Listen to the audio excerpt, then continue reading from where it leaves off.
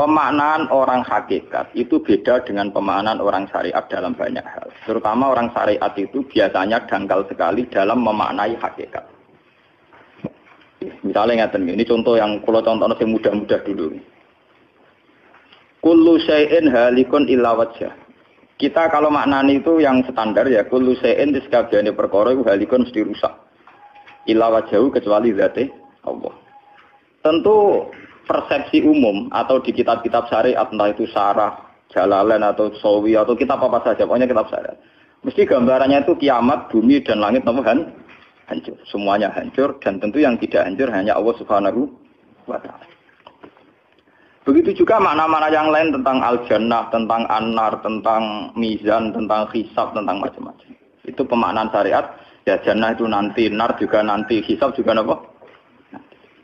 Kenapa pemaknaan gini ini menjadi jauh dari Tuhan dan menjadi saya katakan tadi dangkal. Mergi ngeten logikane ngeten. Ya logikane ngeten. Teng kitab hikam ini pula itu ada istilah lau asyraka laka nurul yakin. Sebagian nurul basirah la ra'aital akhirata aqraba ilaika min antar takhila ilaika. Dan itu tak ulang-ulang kita mudi-mudi tak ulang. Andaikan cara iman sampean itu punya nurul basirah, punya mata hati. Jadi ku iman diwujudillah. Iman bahwa yang wujud itu Allah, yang wujud hakiki itu apa? Allah. La ra'aital akhirata aqraba ilaika. Kamu akan melihat akhirat itu dekat sekali. Tidak usah kamu menuju akhirat. Kalau akhirat misalnya saya nanti nunggu mati itu kan kesuwen. Misalnya mataku itu sudah engkas, tapi kok ngenteni ning alam barzah, alam kuburan. Ngenteni akhiratnya, ngenteni barang-barang ruhin dan sebagainya kan nopo kesu. Dan saya kalau ingin mendapat nikmat surga itu nanti juga kesuwen. Kalau saya takut neraka nanti juga nopo. Ilmu yang dipakai orang hakikat itu begini misalnya. Surga itu kan bukti ridho Allah.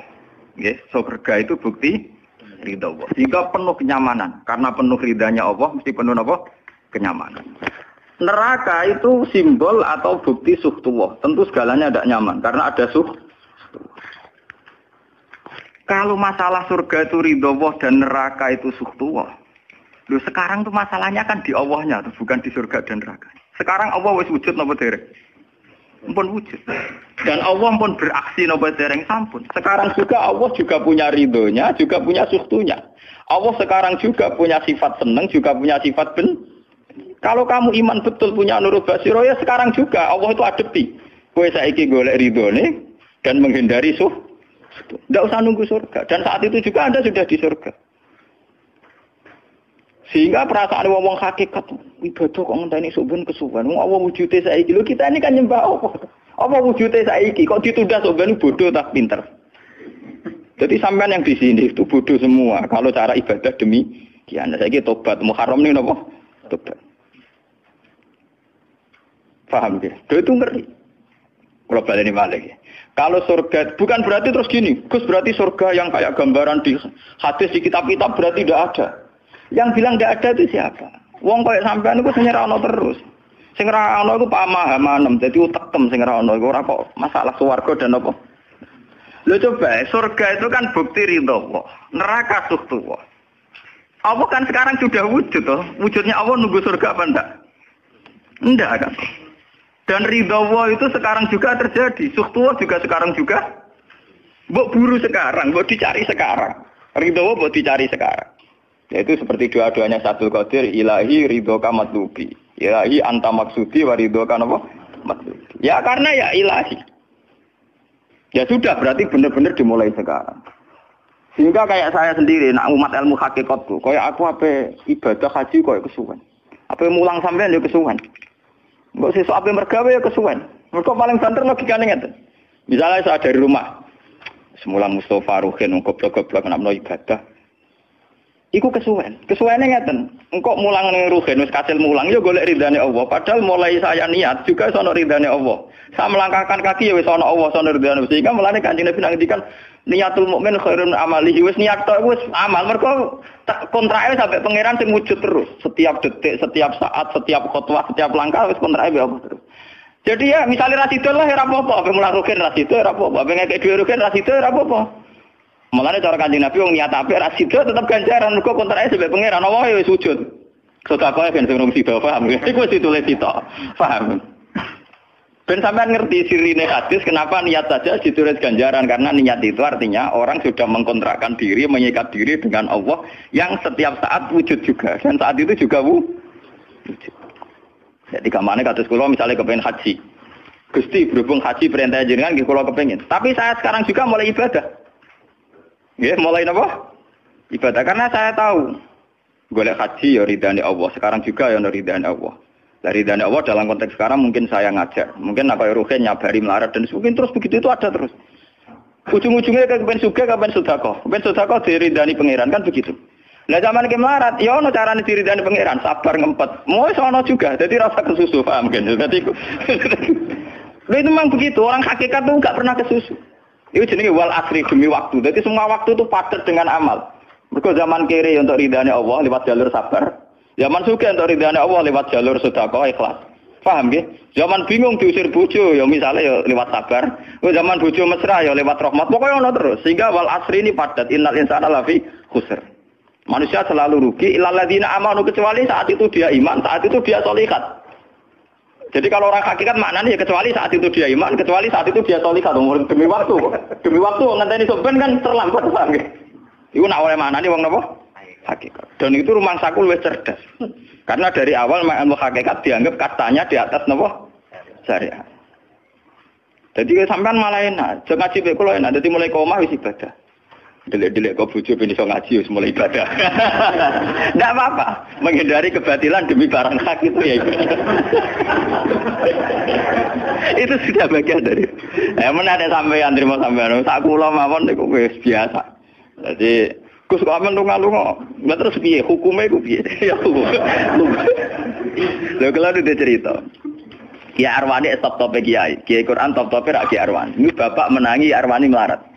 Itu kalau beliau ngajar di rumah. Jadi sempat beliau itu ngajar di rumah. Itu kalau bunyainya itu agak kereng. Bawa urusan belanja bawa apa agak kereng. Cuma pindah di masjid aja. Jadi ya basaria sekali lebih aman. Di masjid lebih apa? Jadi kabeh kiai tahu sok enggak ngaji ning omah ben barokah. Tapi ketika suasana tidak kondusif. Pindah. Momennya ditambah mertua barang dunia. Bujur tahu wis problem. Momennya tambah mertua tambah IP. Mulane mubalek ku PD-PD, mergo pidatone ora ning area terlarang. Tambah PD, mergo ora konangan. Ning areane dhewe bar. Dia nak gadah bojo kudu sakinah mawaddah rahmah dari bojone men campet. Lah nek kenapa mubalek mlepuk, mergo jauh dari area. Sing ngono tok kuncine ngoten. Tapi kalau orang hakikat itu ya gak ngeluh. Ketika bojo grundel kowe ridho mek kodok-kodare pangeran ya ibadah. Berhasil melalikan diri ya napa? Akhirnya berhasil ngaji ya napa? Karena Allah itu wujud di setiap langkah kita, di setiap detik kita, di setiap nafas kita. Lah kalau wujudnya Allah di setiap detik kita, nafas kita, kenapa nunggu nanti-nanti? Sebab itu sedekah Rasulullah ketika Nabi ngendikan, ya mulai niat itu dihitung. Nah wong saiki wong intelektual kabeh. Bagaimana mungkin belum aksi nyata kok sudah dihitung ora roh pangeran, paham nggih? Paham nggih wong-wong ora roh pangeran. Dadi intelektual ya kudu tobat, paham. Bagaimana mungkin niat belum aksi nyata kok sudah di itu. Jadi nak goblok ora rasa di syariat. Nek wis goblok ditulis ning koran dadi buku. Wong goblok kok di syariat. Wong dari awal Nabi ngendikan dimulai niat. Maksudnya niat itu niat amal soleh lillahi ta'ala-nya dari awal transaksinya dengan Allah Subhanahu wa taala. Hingga nyaman. Nanti kula ngerasa ibadah lah. Di sini ini kelihatan Nabi sering ngendikan ini yang hadis sahih. Misalnya Nabi ngendikan seseorang itu selalu dalam keadaan sholat, maka nanti sholat tahbisuhu. Misalnya orang pujian ngenteni kiai ini teko. Nek kiai ini nek sepuh watak watuk apa ngimami kok ngombe pil sik bariku ndredeg-ndredeg ra teko-teko. Iku dari Kanjeng Nabi wong sing ngenteni imame teko, iku ya cek sholat terus senajan to urung sholat. Ngono Kanjeng Nabi tau dipraktekno jarak. Kanjeng Nabi itu kalau sholat standarnya awal waktu, tapi beliau itu pernah sholat isya sekitar jam 1:30. Yapqa sulusul lailil akhir sekitar 1:30. Itu separuh sahabat sudah turu. Sing Umar menutupi kentong kelontangan. Mantan preman, mantan apa? Preman. Terus.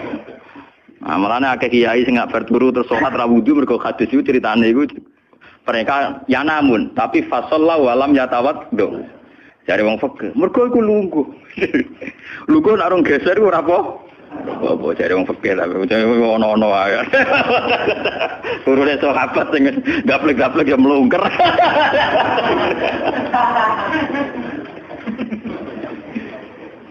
Nek Nabi rawuh santai. Kenapa kalian masih menunggu, Jar? Ya karena nunggu sholat engkau ya Rasulullah. Kamu mulai tadi juga sudah sholat. Karena sampean menunggu demi apa? Sholat. Biasanya kita dicatat sedelok. Mereka nunggu terus sholat. Mau dicatat mulai mau nganti saiki. Jadi hari ini pahala kamu lebih tinggi. Nabi tenang.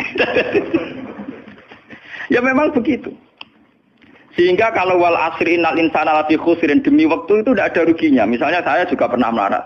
Rugen ya tahu melarat nganti saiki misalnya. Artinya saat kita melarat kan duwe niat, aku nak sugih pe sedekah, aku nak alim pe mulang. Niat dihitung ganjaran. Ketika kamu real, yang sekarang real kan ngadepi kekerean terus kowe sabar ya ibadah. Sehingga ora kemrungsung aku ibadah ngenteni sugih. Begitu juga yang ingin haji. Ditakdir rapat haji, tapi ketika dia ingin sudah ditulis ganjaran, meskipun takdirnya dia tidak sempat haji sampai mati. Tapi per detik dia tetap berdialek dengan Tuhan.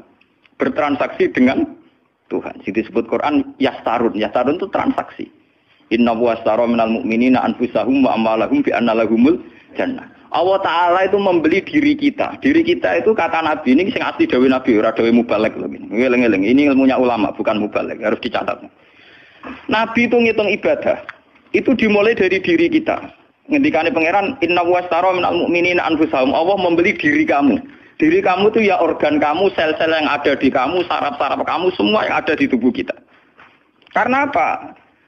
Dalam desain Tuhan dan rencana Tuhan, pikirannya pangeran kemana madon di badok ya gue sujud, dua lesan ya gue mulang, mertua dua lesan ya gue ngandani mantu ya gue takzim mertua. Pokoknya dalam desain Tuhan begitu. Sehingga semua organ tubuh itu desainnya untuk taat, desainnya untuk apa? Taat. Ya desainnya untuk taat.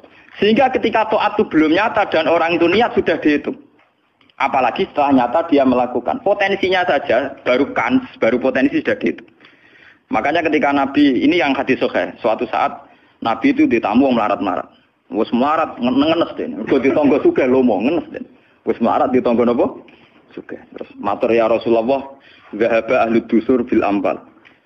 Tiang-tiang sugih niku nak mara pundi-pundi kok nggawa donya gelem sedekah. Yusalluna kama nusolli wa yasumuna kama nasum. Wis ngoten piyambake nggih salat nggih poso. Posone nggih kados kita, salate kados kita. Tapi waya tasaddaku nabi fuduli amalihim. Tapi mereka punya kelebihan iso napa sedekah. Jadi kamane wong melarat iki ngenes. Duwe rival soleh ditandingi angel. Mergo salate padha. Mulane wong melarat tuh seneng nek wong sugih ra poso. Oh unggul aku.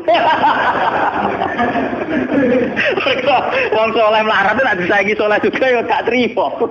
Pak matane wong tenan. Lha iku zaman Nabi ora trimo. Dadi kan terus sowan Kanjeng Nabi. Kanjeng Nabi kula ditangga saleh, salate kados kita, pasane kados kita, cuma wa tasodakuna bi buduli apa. Mereka keunggulannya bisa sedekah menjadi duit. Sekarang Kanjeng Nabi itu ngendikan apa perlu ala adlukum, apa perlu kamu saya tunjukkan sesuatu yang kamu bisa sedekah dengan yang kamu miliki. Ya Rasulullah. Itu pertama yang dihitung Nabi itu fi kulli sulama minan nas sedekah. Setiap sel atau organ atau ros-rosan manusia itu dihitung napa? Sedekah. Itu kan luar biasa. Jadi yang dihitung itu yang fisik, anfusahum. Fisik kita ini sedekah. Lalu itu yang paham itu orang-orang hakikat. Yang paham itu orang-orang apa? Hakikat. Orang hakikat ini cerita ilmu kelas tinggi ini, tapi tak terang lebih lucu ben paham. Sistem wujud kita, kados saniki bahak wujud. Saya itu dalam penanggalan orang tua saya itu lahir 1970. Makanya tahun baru Muharram ini bagi saya spesial karena saya pas umur 40. Nak waras, nak ora waras ya diparingi waras. Kiai ini ra waras sampean malah kaya apa.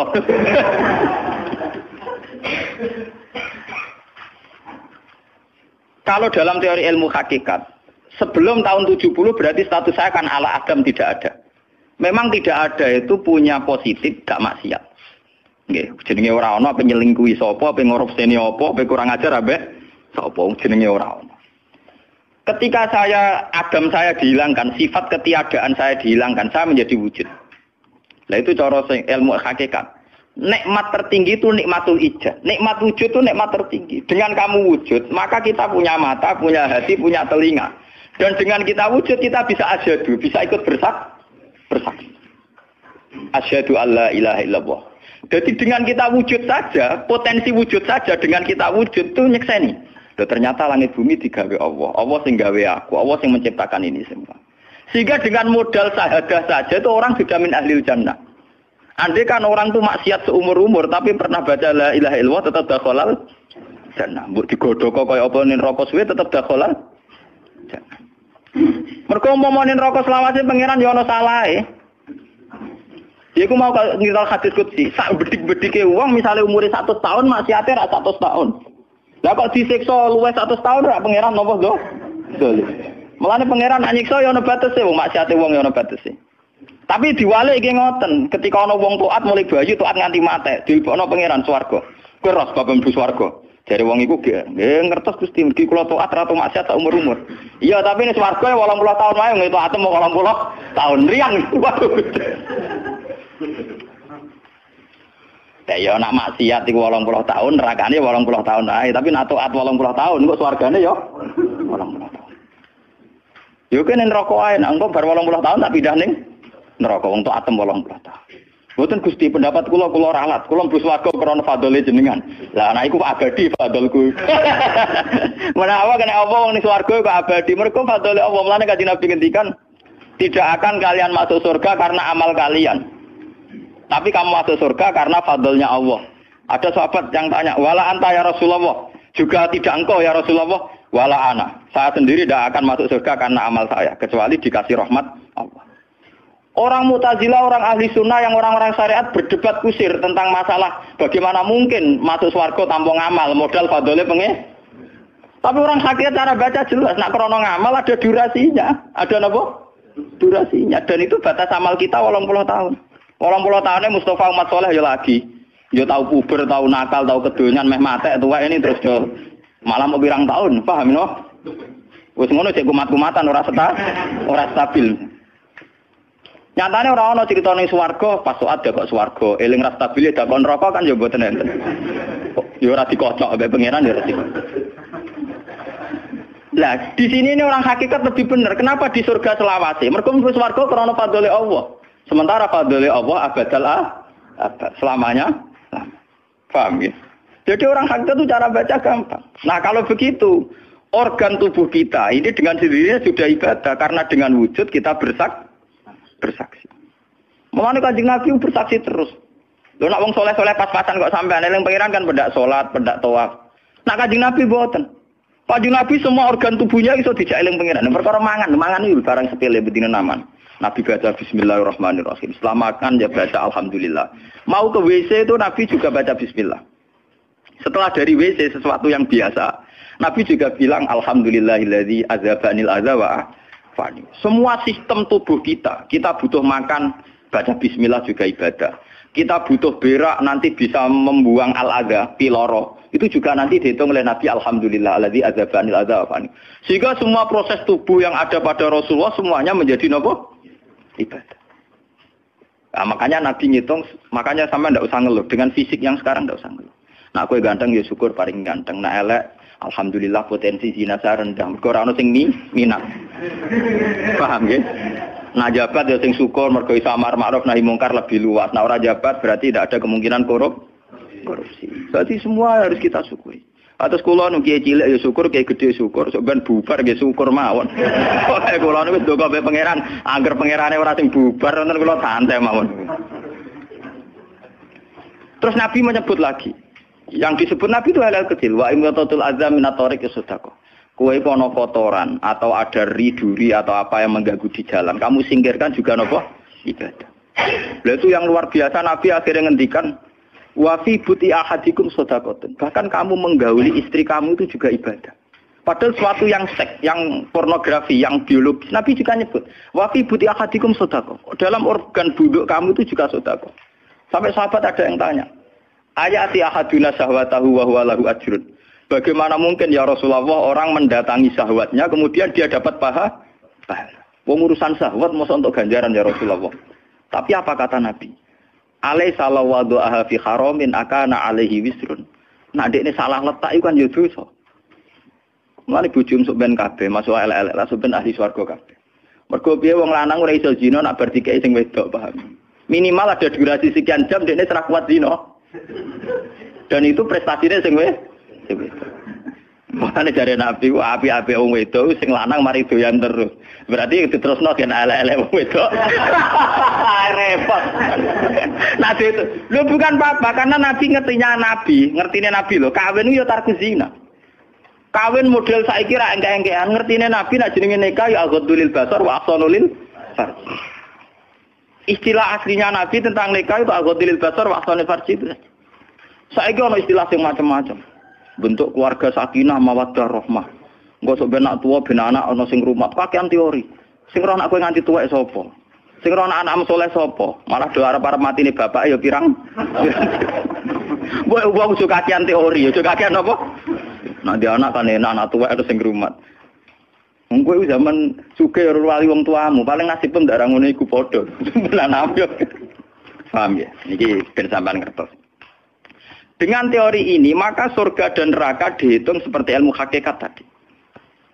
Paham ya? Jadi ridho Allah itu sudah ada sekarang. Dan itu nanti dijelmakan surga. Suhtullah sudah ada sekarang, tapi nanti dijelmakan neraka. Tapi masalahnya Allah itu wujud mulai sekarang. Mulai zaman azali sampai sekarang wujud.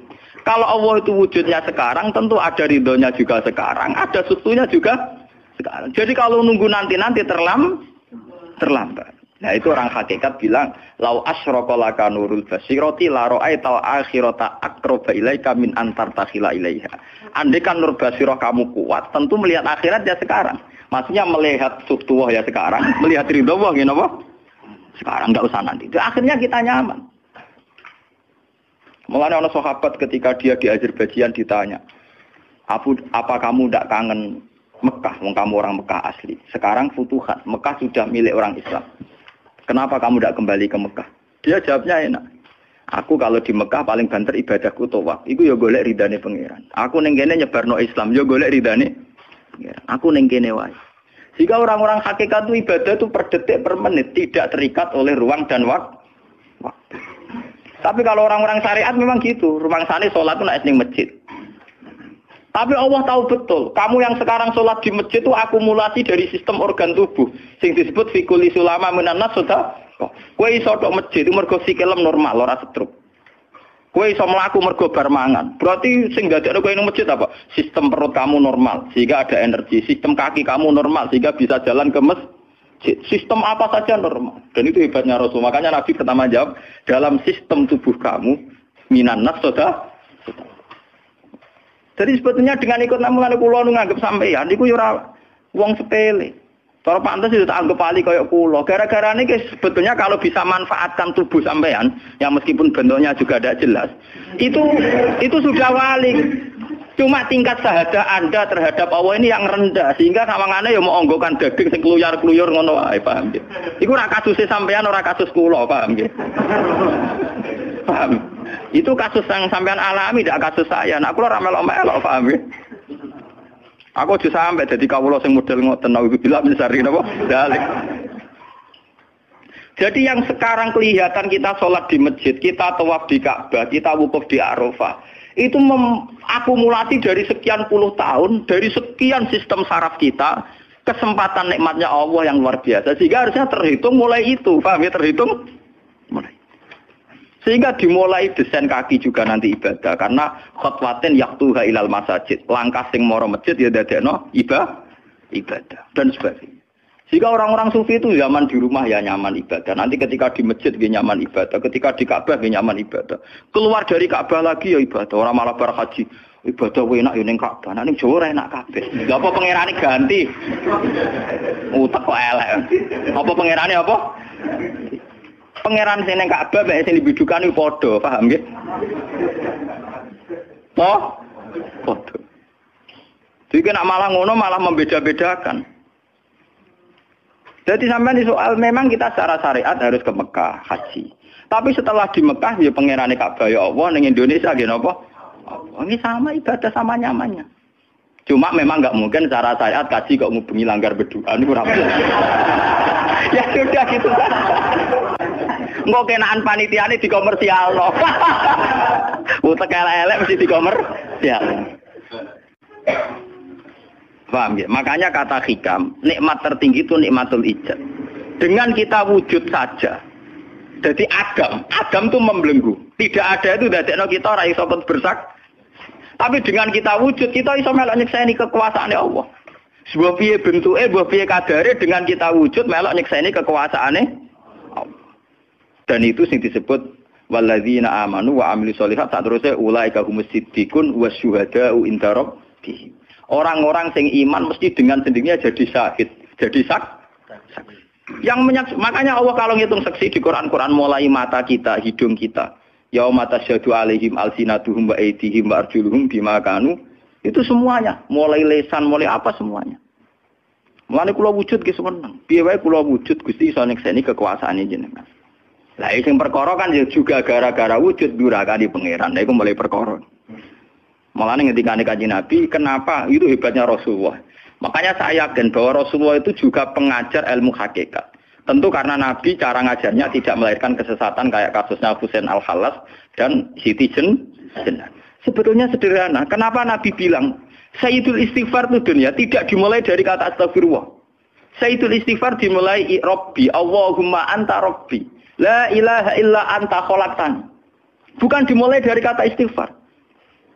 Kata Nabi, istighfar terbaik itu lafadznya ini. Allahumma anta Rabbi, jenengan pangeran kula. La ilaha illa anta, ora ana pangeran kecuali jenengan.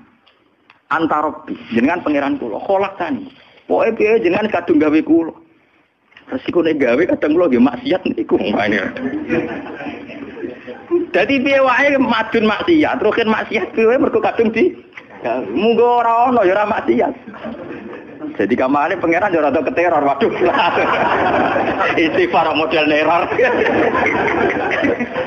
Iku dari sarah-sarah hadis kok ono piye wae maksiat itu perkarane wujud. Meskipun piye wae taat yo krana Jadi cerita sebab pangeran. Gusti, piye wae jenengan kadung gawe kula. Tapi harus jujur. Makanya orang-orang yang pernah maksiat itu harus jujur kados kula. Nak niru kados kula. Dia istighfar itu jujur. Malah kula boten seneng. Muni astagfirullah kula boten seneng. Itu nanti menjadikan orang itu pesimis dan hubungan dengan Tuhan itu negatif. Kesane kita hanya dosa saja. Kowe nak wiridan asura ping 100 kula boten cocok. Ping 1000 boten cocok. Mun sampean kula ijazah, piye wae iki hadis sahih. Kata Nabi itu sayyidul istighfar terbaik. Harus dicatat itu dawuh Nabi itu istighfar terbaik. Kalau sampean astagfirullah saja itu nanti kalau jenis-jenis orang yang kuper atau yang pesimis. Ya Allah Gusti dosa tok kula tentunya dosa tok. Kapan kula saged jenengan tampa tobaté? Sehingga dekne bayangno pengenan tampa tobaté ya kangelan tenan. Terus dekne oleh istighfar nganti nangis sing sawangane wujude dekne penting. Padahal ya ora penting blas. Tapi kalau yang diajarkan Nabi ndak cara ngendikan gini. Anta Rabbi la ilaha illa anta khalaqtani wa ana abduka. Kula tetep kawulane jenengan. Wa ana ala ahdika wa ahdika mastata'tu. Selagi kula mampu kepingine kula nggak anut perintah jenengan. Dan yang saya paling tertarik itu kata gini. Abu ulaka binikmatika aliyya. Cek gendo kaya apa Gusti kula urip teng donya. Cek kula gendo cek napa, kula tetep urip nggawa nikmate jenengan. Jadi tetap melihat positifnya dulu. Misalnya kowe tahu mateni wong, tahu zina, tahu maksiat apa saja. Piye wae kowe wujud. Nak kowe wujud tahu mateni wong, yo iso dosa nyelametno nyawane wong. Kaya kasus Sayyidina Umar. Ya Rasulullah, sebagaimana zaman saya kafir banyak merugikan orang Islam, saya bersumpah setelah saya Islam akan banyak merugikan orang kafir. Begitu juga Khalid bin Walid. Ya Rasulullah, saya banyak membunuh orang mukmin, tapi saya bersumpah setelah saya Islam akan banyak bunuh orang kafir. Begitu juga sahabat-sahabat dulu.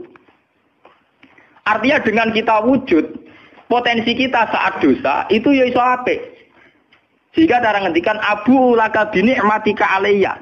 Piye mawon Gusti kula sowan jenengan tetep nggawa nikmate jenengan. Lho sowan jenengan dalam bahasa ilmu hakikat dimulai sekarang lho ya. Jangan salah paham nanti akhirat oke. Lho imang kan bahasa ilmu hakikat tuh dimulai sekarang juga. Pangeran wujude saiki pentene sampeyan goblok paham. Lho sowan pangeran saiki paham nggih. Eling-eling iki bakas ilmu hakikat. Aja medun kelas lho niki wis bakas hakikat. Mudene mursid. Maksudnya ben gede-gedeke tambah kok aras, paham?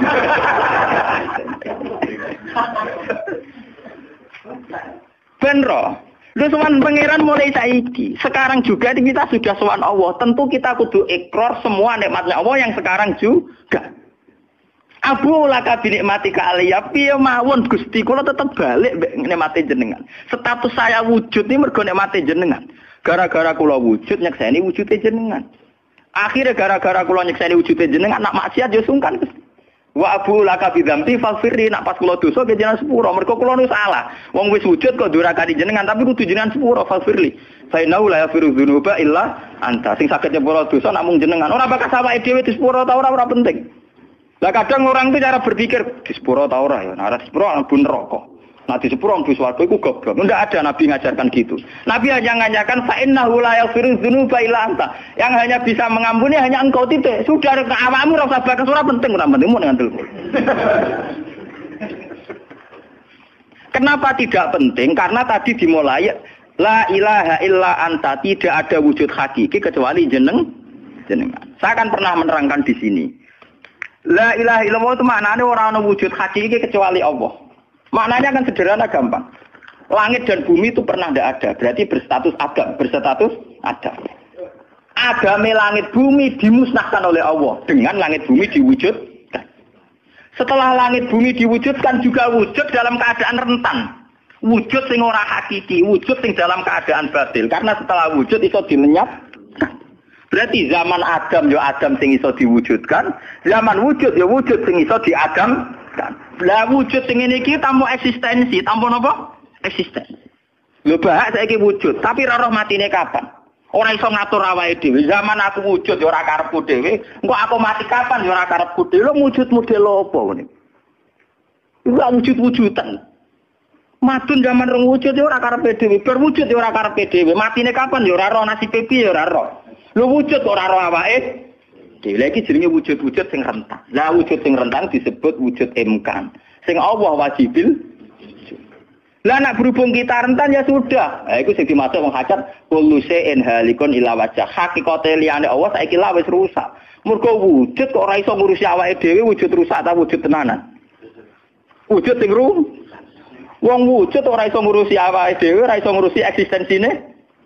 Lah berhubung wujud ngene iki wujud iso diadamno, sangka Adam diwujudno jare wong hakikate liyane Allah ora ana kabeh.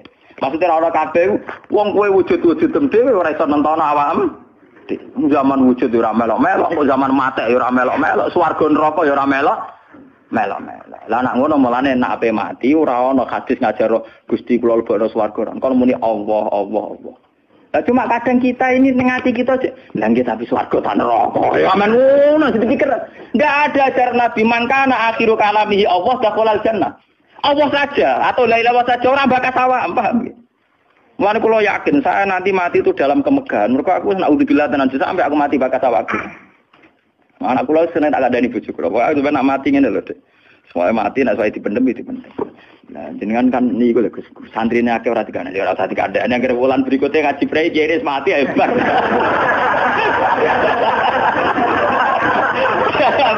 Asline ayo ora dhewe. Loh, kok cucu sing murah rugen, gejala ning situ ya kan. Gampang kok repot. Senengane kok napa? Karena orang hakikat itu tahu wujud yang sekarang itu wujud yang halik, wujud yang rusak. Karena untuk mempertahankan wujudnya sendiri tidak bisa. Makanya orang-orang hakikat mana nih orang-orang wujud hakiki kecuali Allah. Mereka wujud yang saiki ku madun wujud ya ora melo-melo. Cara dene oleh milih anak SP aja. Lha apa milih anak bapak sing ora mari sidonya. Misalnya sing santri ya milih dadi anak iki terkenal toh. Lha apa milih anak iki musala penceng. Milih bapake wel ora iso. Padahal kok kecewa iso, lha kurang ajare kan.